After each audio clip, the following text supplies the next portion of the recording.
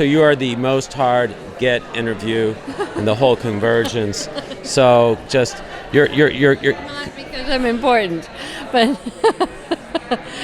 we're all busy. But because the convergence is so good, I mean that's why we're all so busy. It's nonstop, and which is as it should be. So. I mean, this was billed as more than a conference. It was going to be a convergence. It was going to be different than a conference. Where is it on the scale of convergence versus conference? Was it a success? It's a convergence. It is a convergence, and I think it's where we were, what we were trying to create, the larger we. I think we created it, but this is not. As a conference would be something that we come to and we meet all these people and we form networks and we learn new information and then we go home better informed and maybe a little better connected.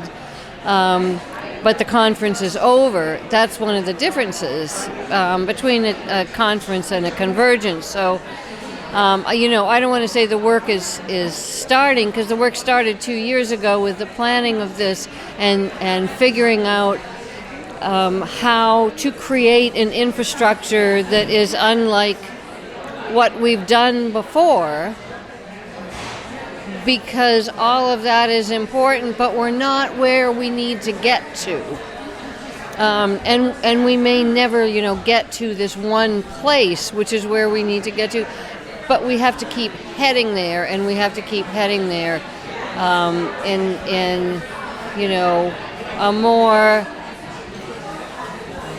I don't know what kind, in a more inclusive way, to keep refiguring, who should be with us on this journey to that place, and where we have more victories than losses, and where we're truly working together and don't have to solve all our conflicts before we get to the actual work. And that's part of what a convergence is too, because you think of, literally, it's like, this coming together, like this, weaving your fingers together. And I think that despite the fact that people are challenging each other here, and that's part of what was just happening with this Indigenous panel, which is as it should be, we should always challenge each other. But I think that we also converged in a way that we all feel like we are moving forward together, and we formed relationships that are so important to the work moving forward. So I feel great about what happened here at this place, but also where we go from here. I mean, we're talking about a kind of a regional version of this, because this is in southern Illinois. We were a little bit Midwest and East centric because the logistics were such a big hurdle for people from further away to get over. Even though some people came from the West, there were a lot of really good activists that were really interested in this concept, in doing things differently, and could not come because it was so far away. And people brought up when I was doing outreach, well, why don't we do something regionally on that same model?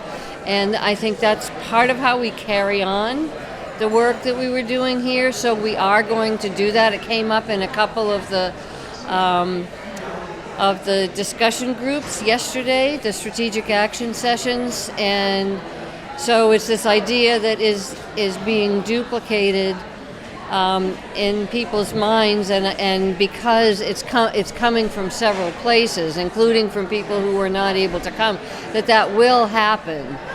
We have to figure out when and where and how and all of that, but that's part of how we will move forward. And I think we're also going to move forward in a lot of, it's this like broad front, and we're not going to move forward down this one road. We're going to move forward, in this broad front, but connected to each other. And we'll see where that leads, but it's evolution is constant. The landscape evolves around us, and the climate is evolving, on its own, but also largely because of human impact. And our movement has to evolve, and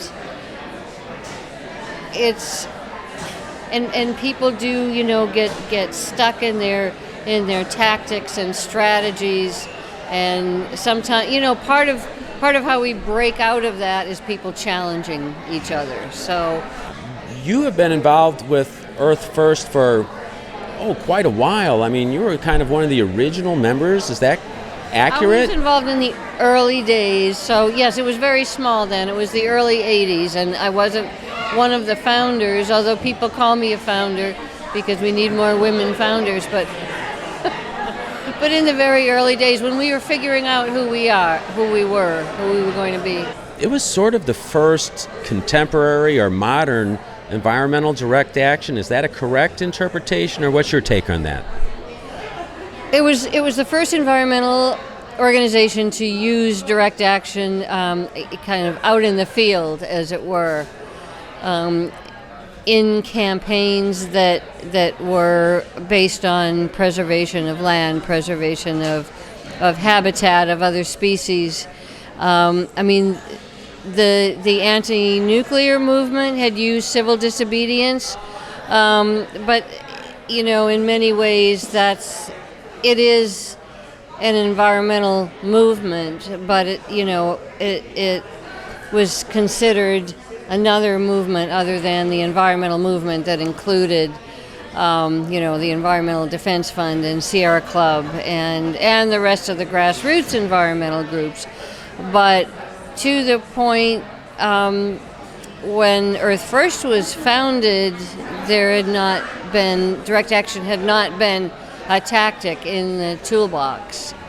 And so it was a new idea, and that brought a lot of attention to us and to our actions, which was a good thing because we were a tiny group.